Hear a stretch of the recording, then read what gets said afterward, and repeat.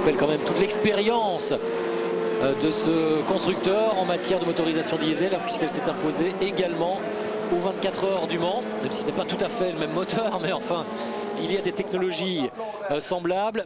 Derrière, Jordi Géné en 7e position, Tarquini. Colciago, le leader du Trophée des Indépendants, qui a signé le 8e chrono lors des qualifs, s'élance depuis la 18e position. On vous le rappelle, il avait été sanctionné à Porto et dès lors, il ne peut pas recueillir les fruits de sa très bonne perf au qualif. Mais il va remonter. Colciago, il a réalisé le meilleur temps ce matin lors du warm-up. Des pilotes qui vont aussi remonter, Jacques, c'est Yvan Muller. Yvan Muller qui s'élance en 13e position avec son problème lors de la séance de qualification. Il mérite bien mieux et il faudra suivre la progression du Français.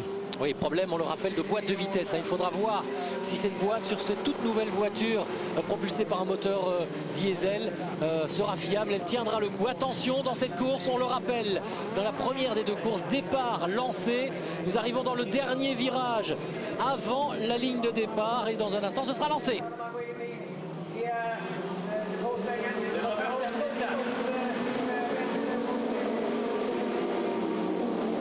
Allez, ça y est, les voitures ont franchi la ligne d'arrivée et c'est parti pour Thiago Montero. À côté de lui, Nicolas Larini.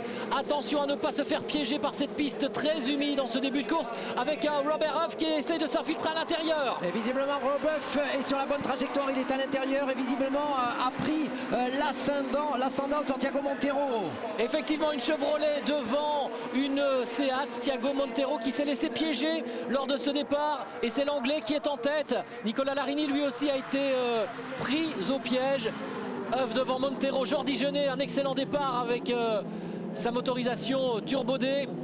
Bon départ aussi peut-être pour Yvan Muller.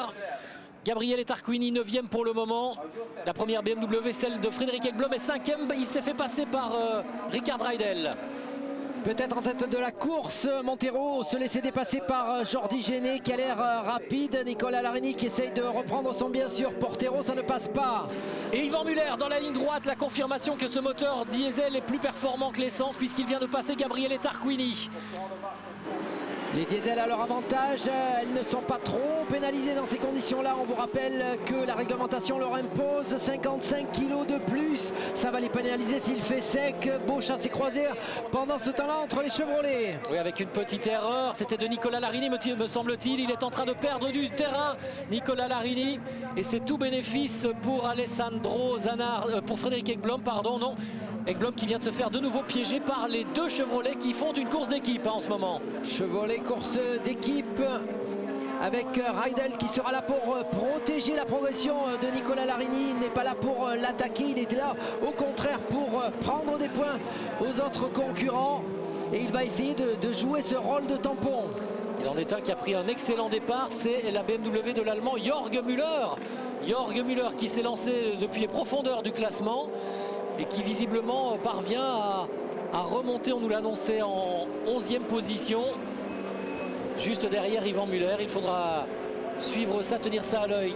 Gabriele Tarquini en difficulté. En difficulté, qui a été dépassé maintenant par Roberto Colciago. Colciago qui a entamé sa remontée. Regardez toute la puissance du TDI, est-ce que ça va passer? Non, Thiago Montero qui insiste et qui résiste au pilote espagnol. Allez, on fait le point sur cette course avec Rob Huff en tête. Juste derrière lui, Thiago Montero, le portugais. Jordi Géné, l'autre pilote Seat, est 3e, 4e place pour Rickard Reidel, 5e place pour Nicolas Larini ou peut-être l'ordre inverse. Le nouveau venu dans le championnat pour cette course, le Suédois Karl Rosenblad. Au stand, Jordi Géné, ça va passer sur Thiago Montero. Non, il résiste, attention, ces deux pilotes font partie de la même équipe. Ne pas prendre tous les risques. Et ça serait peut-être l'occasion pour un moteur diesel de faire une première entrée fort remarquée. Ouais, peut-être même fracassante, mais Thiago Montero n'a pas décidé. C'est incroyable ça, Jacques. Ouais, c'est un peu ridicule d'ailleurs. C'est un petit peu ridicule. Parce qu'on prend des risques. On perd du coup du temps également sur l'homme de tête Rob Huff, mais voilà, Jordi Géné a envie effectivement de montrer à Seat que ce nouveau moteur turbo diesel est extrêmement performant et il met beaucoup de pression sur Thiago Montero. Et pendant ce temps, ça fait les affaires de Nicolas Larini, 4e, qui vient se coller au basque du pilote espagnol. 5e position pour Rickard Reidel qui maintenant a pu prendre l'avantage sur Ekblom. Et une belle bagarre pour la deuxième place entre ces 4 pilotes. Nicolas Larini à l'attaque. Oui, Larini qui tente d'attaquer Jordi Genet. On sait que le mental de l'Espagnol est parfois un peu friable, hein. Il y a peut-être un coup à jouer pour Larini à ce niveau-là. Et Larini sait aussi qu'il a derrière lui Rickard Reidel et qu'il n'a pas théoriquement à protéger sa trajectoire. Il peut se concentrer sur ce qui se passe devant. Ouais, au contraire, c'est Rickard Reidel qui va protéger ce qui pourrait venir de l'arrière pour Nicolas Larini. Tout à fait, c'est ce qui devrait se passer. C'est pour cela que Rickard Reidel a été recruté pour cette course. Attention, drapeau jaune, pas de tentative de dépassement. Qui est allé à la faute? On ne le voit pas, mais le drapeau jaune est bien là. Alors en tête on a toujours Robert Huff qui se faufile, hein, qui est vraiment parti. Lui 3 secondes et demie désormais d'avance sur Thiago Monteiro qui ne suit pas la cadence du pilote Chevrolet. Jordi Genet remet une couche pour essayer de passer le Portugais. Ça va y aller cette fois-ci Jacques, net et sans appel. Voilà Jordi Genet désormais deuxième de cette course d'Understorp. Troisième Thiago Monteiro, quatrième Nicolas Larini, cinquième Rickard Reidel. Tout ça au volant de Chevrolet. La première BMW c'est la 6e voiture, celle de Frédéric Ekblom. 7e Tom Coronel au volant d'une Seat privée. Félix Portero est 8e pour le moment et l'Espagnol qui met la pression ici même sur le Néerlandais. Juste derrière l'Alpha de James Thompson, puis Yvan Muller. Yvan Muller qui pour le moment est talonné par les 3 BMW dans l'ordre, celle d'Andy Prio, de Jörg Müller et celle d'Augusto Farfus. Les 3 premiers du championnat au basque du pilote français. On les voit tout au fond de l'écran, la voiture jaune, la Seat et les 3 BMW. Et on rappelle 110 kg de poids embarqué pour le pilote français. 55 kg, c'est le résultat du règlement sportif, de sa position au classement et de ses résultats récents. Et 55 autres kilos, ça c'est ce qu'on a confié, c'est ce que l'on a pénalisé Yvan Muller pour l'utilisation de ce moteur turbo diesel. Ouais, ça se bagarre tout au fond de l'écran entre Andy Prio, Farfus et Jörg Müller. On voit des voitures très à l'attaque. Il y a de la bagarre à tous les niveaux. En tête de la course avec maintenant Thiago Monteiro qui va essayer de défendre sa 3e place face à Nicolas Larini survolté. Les Chevrolets adorent ces conditions de pluie. On vous rappellera la victoire d'Alain Menu l'année dernière à Brands Hatch. Et là, depuis le début du week-end, elles sont véloces. Allez, avec Reidel qui se met légèrement sur le côté derrière Nicolas Larini. Et Reidel qui aura peut-être les moyens d'aller plus vite. On sait que comme c'est sa première entrée dans le championnat, il n'a que 10 kg de poids embarqué à bord comparé aux 55 kg de Nicolas Larini. Mais il n'est pas là pour aller chercher la victoire. Pour l'instant, il est là pour s'intercaler avec les pilotes qui suivent, avec Jörg Müller, Andy Prio et Farfus. Oui, et regardez justement, Farfus est en difficulté, il se fait passer par Roberto Colciago à l'instant, et du côté de cette bagarre entre BMW, eh bien Jörg Müller a pris l'ascendant sur Andy Prio. Ça ne suffit pas pour le moment. Prio est toujours 12e, Jörg Müller 11e. Yvan Muller est 10e également, et pour le moment lui non plus ne bénéficie pas de la grille inversée dans la deuxième course, puisqu'il est au-delà des 8 premiers. Et ce qui est incroyable au niveau des BMW, c'est que celui qui était le plus loin sur la grille, Jörg Müller, maintenant se retrouve devant. Il a réussi à dépasser et Farfus et Prio, et dans ces conditions mitigées. Caméra à bord, on voit bien Yvan Muller, Andy Prio.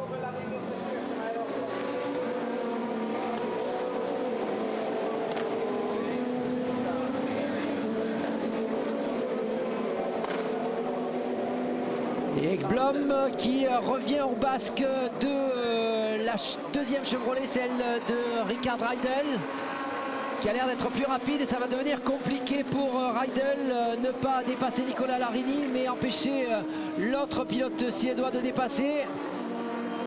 Et puis on sait également qu'en matière de pneumatiques, les Seat ont tendance peut-être, comme les Alfa Romeo, à consommer un peu plus peut-être que les autres. En tous les cas, généralement, que les propulsions, ça c'est une certitude. Ça va être compliqué, et on sent toute la tension et dans le regard d'Éric Nèvre, le grand patron de Chevrolet. Et malgré tout, il y a 3 secondes et 8 dixièmes d'avance pour son leader, Rob Huff. Pour le moment, pourquoi pas pour aller signer un 4e succès Chevrolet cette saison, ce serait fantastique. Les 3 premiers sont venus grâce à Alain Menu. Ça va être compliqué, Jacques, quand on voit les images. La voiture de Nicola Larini avec ses 55 kilos, il a l'air de souffrir, le pilote italien. Une voiture qui bouge, on n'est pas encore passé le cap de la mi-course. On voit les pilotes qui commencent à aller chercher la trajectoire mouillée, essayer de refroidir tant soit peu les pneumatiques et essayer de les amener jusqu'au bout de cette course. Avec toujours Huff devant Jordi Gené, Montero 3e, Larini, Raidel, Ekblom, Tom Coronel ici est en 7e position, juste devant Félix Portero. Il y a ensuite James Thompson, puis Yvan Muller et ses 110 kilos. Yvan Muller et ses 110 kilos, mais qui visiblement a réussi à prendre un petit peu de marge sur ses poursuivants directs. Les 3 BMW de Jörg Müller, Prio, et de Farfus un petit peu plus loin. Position un tout petit peu figée, pourtant les écarts sont vraiment très réduits. Pour le moment, vous le voyez, entre le 2e Jordi Gené, plutôt entre le 3e Thiago Montero et Raidel qui a les moyens d'aller chercher Nicola Larini, notamment dans ses zones de freinage. Il a quasiment 45 kilos de moins, bien entendu. Ça lui permet de freiner plus tard au pilote suédois. Et il y va, peut-être des consignes aussi du côté de cette équipe. On a vu peut-être que Raidel avait les moyens d'aller plus en avant que pour Nicola Larini. Ça allait être compliqué. Peut-être faire bénéficier Pierre-Henri Nicola Larini de son aspiration également. Essayer peut-être de tirer Nicola Larini. Et on va observer si Rickard Raidel a véritablement les moyens de s'échapper. Dans un premier temps, peut-être effectivement essayer de faire profiter le pilote italien de son aspiration. Et ça a l'air pour l'instant de fonctionner. Ouais, mais Frédéric Ekblom s'est rapproché très près de Nicola Larini désormais, et l'Italien va devoir regarder dans ses miroirs, dans ses rétroviseurs. C'est un petit peu bizarre, Jacques, effectivement, ce dépassement de Raidel sur Nicola Larini. On sait qu'il est là normalement pour ne pas prendre des points à Nicola Larini, mais au contraire s'intercaler avec les poursuivants. Et là, pour l'instant, dans cette première partie de course, ce n'est pas le rôle qu'on pouvait espérer. Imaginez en tous les cas. Avec Robuff qui lui caracole en tête. Jordi Gené toujours 2e. 3e place pour le moment toujours pour Thiago Montero. Et c'est vrai que Larini ne parvenait plus à suivre le rythme, le tempo de Montero.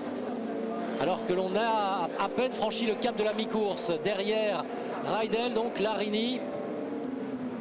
Et on va revoir, Jacques, le dépassement de Rickard Raidel sur Nicola Larini. On vous l'avait dit, une voiture plus légère au freinage. Bien entendu, bien moins de poids à emporter et à freiner. Ouais, là, les écarts sont en train de se creuser. Même s'il y a aussi l'illusion d'optique dans cette longue ligne droite où les vitesses sont très élevées. Mais il part légèrement. Larini résiste quand même bien avec ses 45 kilos de poids de différence par rapport à Rickard Raidel. Avec une attaque de Thompson, Pierre-Henri sur Félix Portero, et le pilote anglais est passé. Attention à la réaccélération. Est-ce que la BMW peut reprendre sa place? Thompson qui reste, en tous les cas qui résiste, et alors qu'Yvan Muller s'est rapproché, il est revenu très près. Regardez le Français. Yvan Muller qui a l'air d'être et de progresser au fur et à mesure que la piste s'assèche. Allez, il doit aller chercher cette place, cette 8e place qui lui permettrait de repartir en pole position dans la 2e manche. Il est pour le moment 10e, Yvan. On revoit l'action de dépassement de Portero sur Thompson. L'inverse de Thompson sur Portero. Voilà, et le décroisement qui s'est ensuite passé. Et donc l'anglais désormais au 8e rang. Portero 9e et juste derrière, dans le pare-choc de l'Espagnol, il y a désormais Yvan Muller. Il est rapide, Yvan. Il a pris la mesure désormais de cette voiture. Sur le sec, visiblement, il est encore mieux. Et on a peut-être aussi opté pour des réglages mixtes, avoir peut-être une configuration peut-être moins typée pluie, même si on a les pneus pluie, mais essayer d'avoir des réglages plutôt secs. À l'attaque, le Français. Oui, Yvan Muller à l'attaque, attention. Attention, l'Espagnol ne doit pas commettre d'erreur, et c'est passé pour Yvan, il est 9e désormais.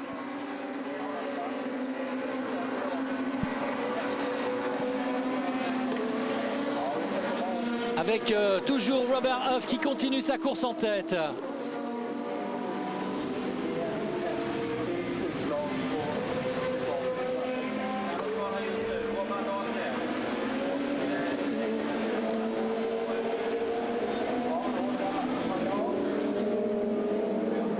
Derrière Robert Huff, il y a Jordi Genet, puis Thiago Monteiro. Thiago Monteiro qui a repassé Jordi Genet. Ouais, visiblement. Il y a eu un souci pour l'Espagnol. Montero, deuxième devant Jordi Genet. Effectivement, un souci pour Jordi Genet. Peut-être une petite erreur pour le pilote espagnol. Ah, espérons que ce ne soit pas un problème lié à cette nouvelle mécanique que l'on n'a pas véritablement eu l'occasion Il a l'air de perdre pas mal de temps. Jordi Genet maintenant, il voit fondre dans ses rétroviseurs. Ricard Raidel. Voilà, Raidel et Larini qui vont revenir. Et il reste 5 tours à tenir, ça risque d'être long pour Jordi Genet. Ça peut peut-être faire les affaires, ceci dit, d'Yvan Muller, hein, pour autant que lui ne connaisse pas ce genre de soucis. Parce qu'effectivement, Genet perd beaucoup. Il a perdu beaucoup sur ces derniers tours. Et attention, Nicolas Larini, et ça y est, c'est passé pour Nicolas Larini sur Jordi Genet. Nicolas Larini qui s'empare. C'est Raidel. Raidel qui l'a attaqué. Ce n'est pas passé encore. Il est côte à côte maintenant avec l'Espagnol, le Suédois. Et il va passer. Il va passer, on va pouvoir voir dans la ligne droite ce qui se passe. Oh, il y a un contact entre Ekblom et James Thompson. Caméra embarquée avec James Thompson qui vient de venir toucher la voiture d'Ekblom. C'est plutôt l'inverse. Ekblom est venu s'appuyer sur l'Alpha. Toujours Ricard Raidel à l'intérieur, suivi comme son ombre par Nicolas Larini. Va-t-il s'imposer sur Genet? Et Glom en pleine bagarre avec Thompson au fond de l'écran.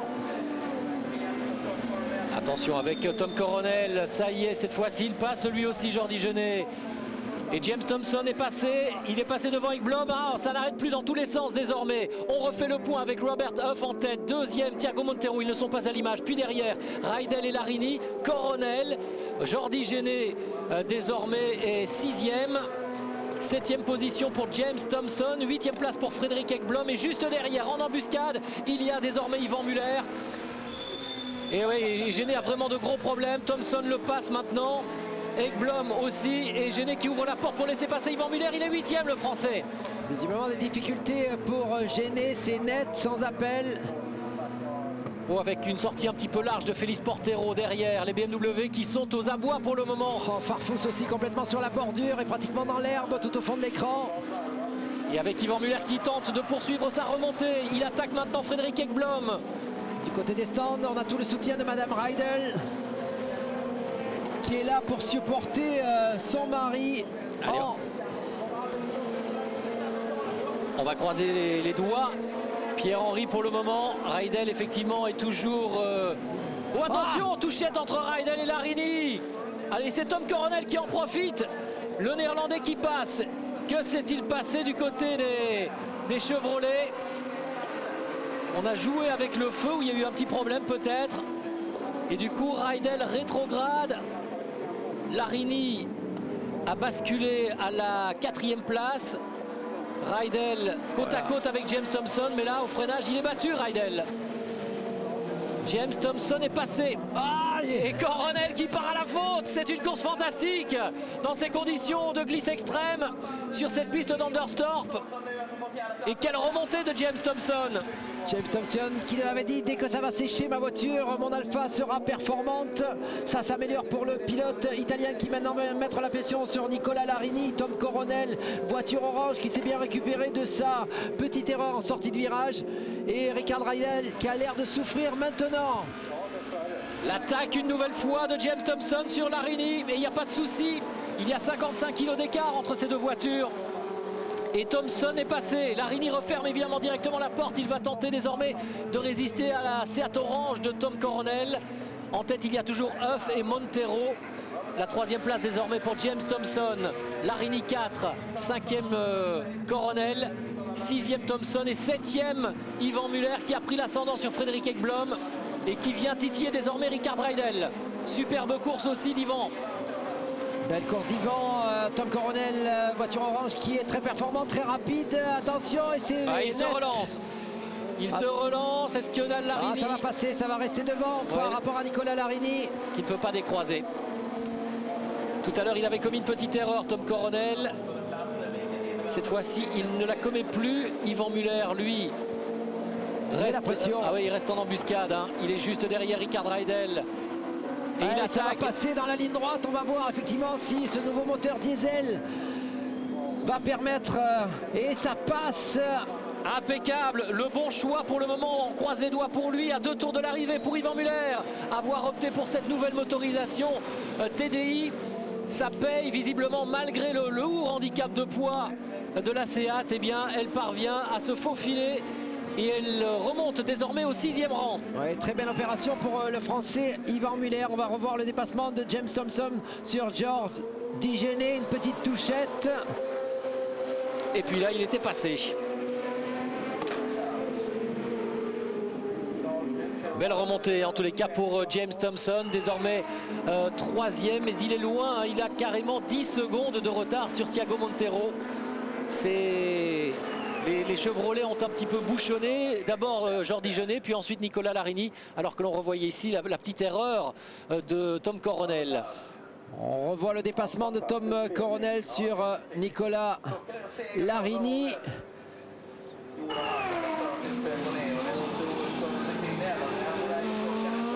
Robert Hoff qui a affaire à un concurrent attardé, le russe Lvev au volant de Sanda. Hoff qui conserve pour le moment un avantage suffisant sur Thiago Monteiro à un tour de l'arrivée. Le top 3, Robert Hoff sur Chevrolet, Thiago Monteiro sur Seat et puis James Thompson au volant de l'Alfa Romeo que voici. Tom Coronel est 4e, 5e place pour Nicolas Larini, de plus en plus sous la pression d'Yvan Muller qui a fait une remontée fabuleuse. Yvan Muller depuis que la piste s'assèche, alors qu'il retombe quelques gouttes de pluie. Attention, ne pas se faire piéger dans le dernier tour. Muller qui passe à l'attaque. Oh, c'est incroyable la différence de vitesse maintenant qu'elles sont équipées de ce nouveau moteur TDI. Avant, c'était impossible de se battre avec les Chevrolets dans la ligne droite.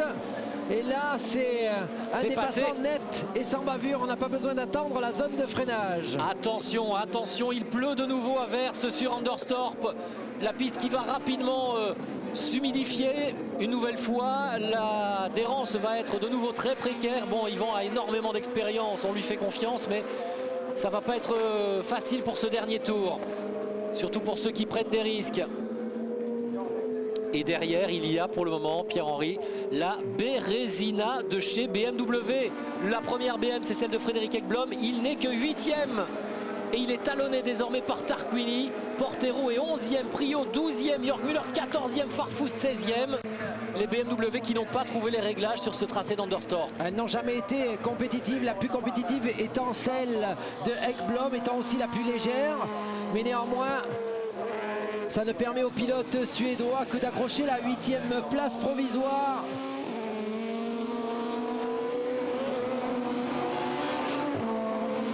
Et Robert Hoff qui rentre dans le dernier tour. Dernier tour pour le pilote anglais Thiago Monteiro. Le suit, il est revenu quasiment au contact en cette fin de course. La Seat qui se sera mieux comportée. Regardez, il pleut sur cette partie du circuit. Il fait plus ou moins beau dans la ligne droite d'arrivée. Incroyable, des averses très localisées. 3e place pour James Thompson, mais qui est encore relativement loin. Et l'attaque. Oh là là, il me semble qu'il y a une sortie devant. Gabriel Tarquini qui est revenu. Mais oui, Tarquini est revenu sur Rickard Reidel et sur Nicolas Larini. Incroyable, il était 9e et Tarquini est revenu. Il a passé Ekblom et maintenant il attaque Rickard Reidel. Alors que le pilote italien est beaucoup plus rapide. Tarquini qui dépasse maintenant Nicolas Larini. Il est rentré dans le top 8. Attention à la sortie et ça pourra résister. Mais que s'est-il passé? Peut-être, est-ce que Gabriel Tarquini n'avait pas opté pour une option pneu slick? Peut-être parce que visiblement son niveau de remontée d'un seul coup. Ah oui, il a repris 5 secondes dans le dernier tour. Gabriel Tarquini, il a tourné en 1,45,6, là où les autres sont en 1,46, 47 et 50. Ah, il doit y avoir de ça, c'est pas possible autrement, Pierre-Henri. Dans le dernier tour avec Robert Hoff qui va aller cueillir son premier succès de l'année après celui décroché à Brno la saison dernière. 2e victoire dans ce championnat probablement pour Robert Hoff. Attention, il lui reste encore ce grand gauche désormais et il sera dans la ligne droite d'arrivée. Thiago Monteiro sera venu mourir sur les talons de l'anglais. Victoire pour Robert Huff au volant de sa Chevrolet. Deuxième place pour Thiago Montero. Superbe course d'Anderstorp. Quelle course! Et Tarquini n'en a pas terminé. Il attaque Yvan Muller maintenant. Et ça va passer, Jacques. Eh oui, dans l'avant-dernier virage. Gabriele Tarquini qui aura tout donné et il passe le Français. Ah, entre ces deux-là, il y avait une saine rivalité évidemment, puisqu'on joue le championnat. Alain Menu aussi qui est revenu de Vauvert. Il était nulle part, il était très loin, on ne l'a pas vu de la course. Et il est venu prendre le devant. Et il termine juste à la 8e place, Alain Menu, derrière Nicolas Larini. Devant Ricard Reidel, ça veut dire qu'il repartira en pole position tout à l'heure. Je peux vous dire qu'on peut peut-être d'ores et déjà faire d'Alain Menu un des favoris, avec bien sûr Yvan Muller et Gabriele Tarquini pour la deuxième course, parce qu'ils repartiront dans cet ordre plus ou moins. Menu, Larini, Yvan Muller, Gabriele Tarquini. Moi je pense que le vainqueur sera parmi ces quatre-là sur ce tracé d'Anderstorp. 2 Chevrolet, 2 Seat pour la deuxième course. Mais on revient d'abord évidemment sur le bilan de cette première course somptueuse avec des retournements de situation incroyables. Robert Huff qui s'impose devant Thiago Montero à la loyale. Une Chevrolet devant une Seat. La 3e place pour l'Alfa Romeo de James Thompson. Tom Coronel prend la 4e place. Très belle performance du Néerlandais aussi au volant de sa Seat privée. 5e, Gabriele Tarquini revenu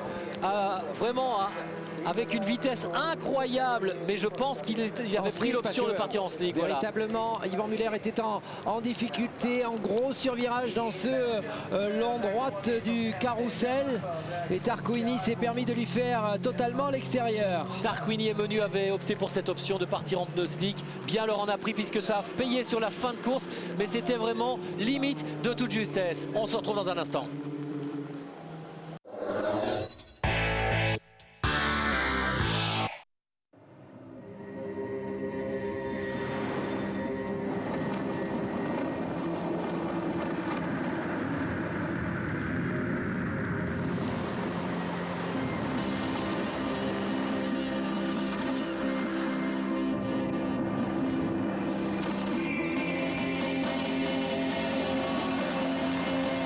Numérique EOS 400D est arrivé. Bienvenue dans l'ère de jeu. Canon, you can. SFR invente la première clé Internet 3G+. C'est très simple, regardez. Clic, d'où vous voulez, vous accédez à tous vos mails. Vous découvrez les nouvelles vidéos. Vous téléchargez les dernières musiques. Avec la clé Internet 3G+, connectez-vous partout instantanément. SFR, vivons mobile. Déo Aquacool de Nivea. Une sensation de fraîcheur infinie. Jamais un déo ne vous avait rafraîchi comme ça.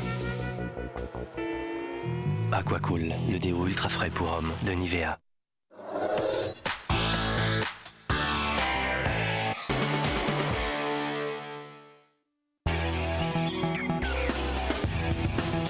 Avec les suspensions Monroe. Retour sous la pluie d'Anderstorp, il repleut à Anderstorp alors que la course s'est déroulée quasiment jusqu'à 2 tours de l'arrivée dans des conditions sèches. Ça a permis à Robert Huff, le pilote Chevrolet, de remporter sa première victoire de la saison. Victoire pour Robert Huff, 2e place pour Thiago Montero, 3e place pour James Thompson. On écoute le vainqueur du jour, Robert Huff. Vous savez, je m'en moque de la pluie, je suis content, j'ai conduit super bien, la voiture était superbe, j'ai fait... Et c'est la première fois que je viens ici et je l'adore ce circuit. Et ça a été un travail du team complet, un effort collectif. Et la victoire donc au bout de ce chemin. Regardez la joie de Robert Huff qui tombe dans les bras de son ingénieur dans le team Ray Mallock. Eric Neve est là également, bien sûr, le team manager de chez Chevrolet. Chevrolet qui réussit vraiment une saison fantastique. 4e victoire, on le rappelle, pour le constructeur américain. 4e victoire, quand on ajoute effectivement les 3 victoires d'Alain Menu, la bonne position de Nicolas Larini et d'Alain Menu au championnat. On est vraiment dans un niveau de jeu très élevé cette année chez Chevrolet. Et on peut penser que les circuits à venir convenir, vont aussi convenir à cette voiture qui maintenant est à l'aise aussi bien sur les circuits sinueux, on l'a vu à Porto, à Pau, et aussi bien sur les circuits rapides. Donc la menace, s'il y en a une pour BMW, elle pourrait bien venir du côté de chez Chevrolet. Eh oui, c'est vrai, mais peut-être aussi chez Seat, parce qu'on l'a vu, les Seat désormais sont de nouveau compétitifs avec ce nouveau moteur diesel qui permet à Yvan Muller de remonter de la 13e à la 6e place au classement final. Victoire de Huff devant Montero et Thompson, 4e place pour Tom Coronel, 5e Tarquini, 6e Yvan Muller, 7e Larini et Menu 8e. Les deux pilotes Chevrolet qui s'élanceront donc dans la deuxième course en pole position sur la première ligne donc de cette grille de départ. 9e place pour Richard Riedel, 10e Dahlgren. Et puis l'hécatombe des BMW, 11e Prio, 12e Ekblom, 14e Portero, 15e Jörg Müller, 16e Augusto Farfus. C'est invraisemblable, hein, incompréhensible ce qui s'est passé aujourd'hui. Oui, c'est assez incompréhensible, tout du moins au niveau des BMW pas du tout compétitives, qu'elles soient légères, qu'elles soient lourdes. Ils n'ont pas réussi à trouver leur marque, que la piste soit sèche, humide ou détrempée. Visiblement, c'est un week-end Chevrolet, c'est un week-end Seat peut-être à venir. Les tractions sont de la fête. Regardez le classement. Le classement avec 58 points pour Jörg Müller, c'est-à-dire 2 d'avance sur Farfus et Prio. Yvan Muller est 4e avec 42 points.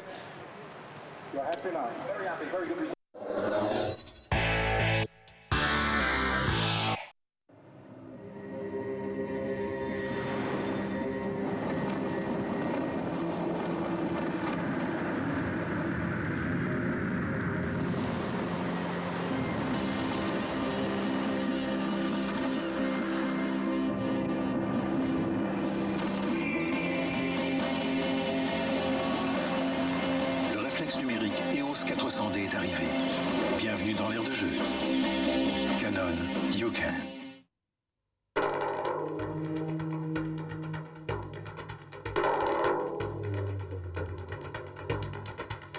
Advan. Yokohama.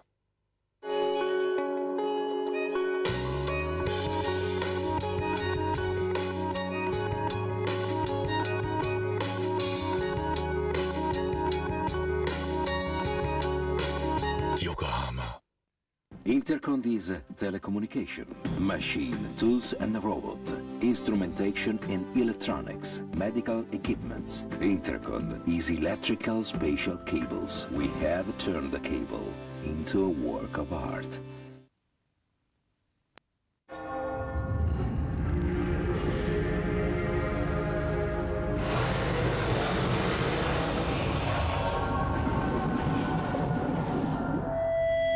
Bienvenue en enfer. Seat ouvre les portes du championnat du monde WTCC.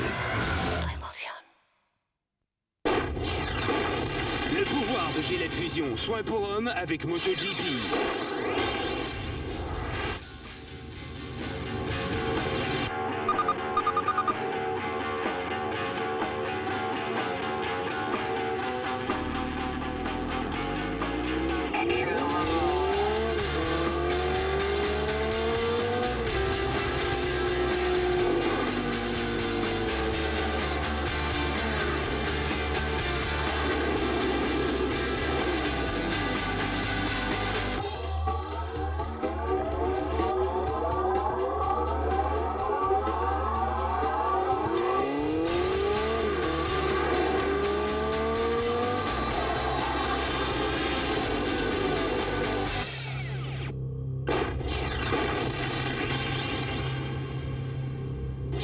Le pouvoir de Gillette Fusion, soin pour homme avec MotoGP.